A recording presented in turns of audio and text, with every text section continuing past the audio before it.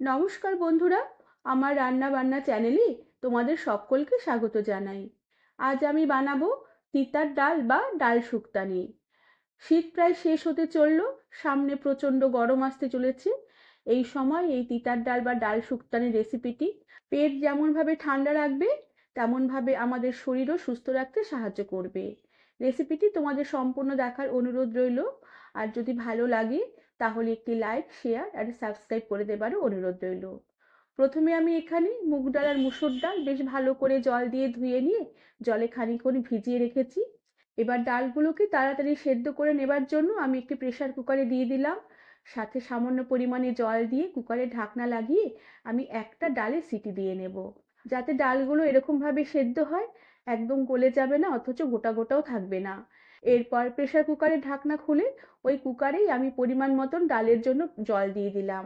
তোমরা ডাল যেমন পাতলা বা ঘন খাবে সেই অনুপাতে ডালে জল দেবে। জল দিয়ে ডালের সাথে বেশ ভালো করে নেড়েচেড়ে মিশিয়ে নিয়ে এবার আমি দুটো চেরা কাঁচা লঙ্কা দিয়ে দিলাম। আর তার সাথে এখনই আমি কাঁচা উচ্ছেগুলোকে চাক চাক করে কেটে রেখেছিলাম সে উচ্ছে দিয়ে দিলাম। তোমরা চাইলে উচ্ছে ভেজেও দিতে পারো, তবে ডালে কাঁচা উচ্ছে দিলে এর ডালের স্বাদও যেমন ভালো হবে আর উপকারও অনেকটাই বেশি হবে। এবার পরিমাণ মতো নুন দিয়ে দিলাম।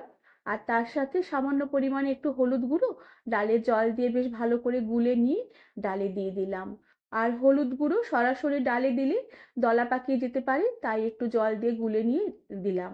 আর ডালের জল আমি এখানে একটু গরম জলই ব্যবহার করেছি। তোমরা গরম জলই ব্যবহার করবে, তাহলে ডালের স্বাদ বেশ ভালো হবে।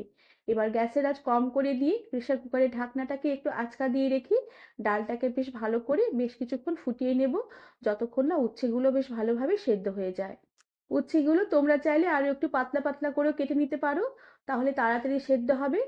আর এভাবে একটু মোটা মোটা করে কাটলে উচ্ছেগুলো খেতেও যেমন ভালো লাগবে ডালের সাথে, আর এই তিতা ভাবটাও ডালের মধ্যে মিশে গিয়ে কম হবে। এবার ডালও বেশ ভালোভাবে ফুটে গেছে আর উচ্ছেগুলো খুব ভালোভাবে সেদ্ধ হয়ে গেছে। এবার আমি প্রেসার কুকারটা গ্যাস থেকে নামিয়ে নেব আর ডালের এবারে সম্বার দিয়ে দেব। এর জন্য গ্যাসে একটি পরিষ্কার কড়া বসিয়ে দিলাম আর তাতে পরিমাণ মতন তেল দিয়ে দিলাম। তেল বেশ গরম হয়ে উঠলে আমি একটি তেজপাতা আর একটি শুকনো লঙ্কা ফোড়ন দিলাম। তেজপাতা শুকনো লঙ্কা একটু সামান্য একটু ভাজা হয়ে এলে আমি কালো জিরে, জিরে আর রাঁধুনি ফোড়ন দিলাম।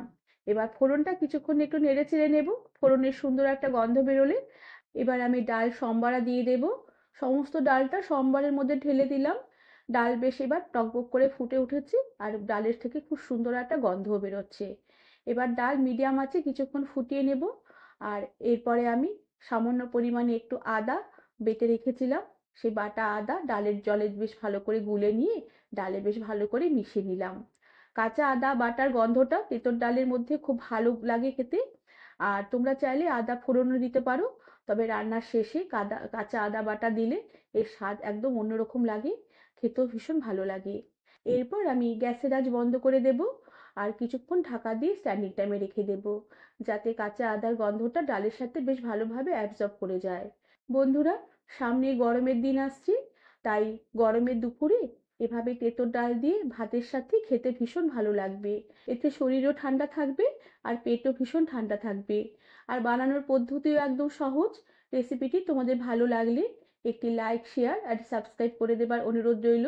তার সাথে পাশে থাকা বেল আইকনটিও প্রেস করে দেবে, যাতে আমার সব নতুন ভিডিও নোটিফিকেশন তোমাদের কাছে পৌঁছে যায়। আজ তাহলে আসি, পরে আবার একটি নতুন রেসিপি নিয়ে দেখা হবে। ধন্যবাদ বন্ধুরা।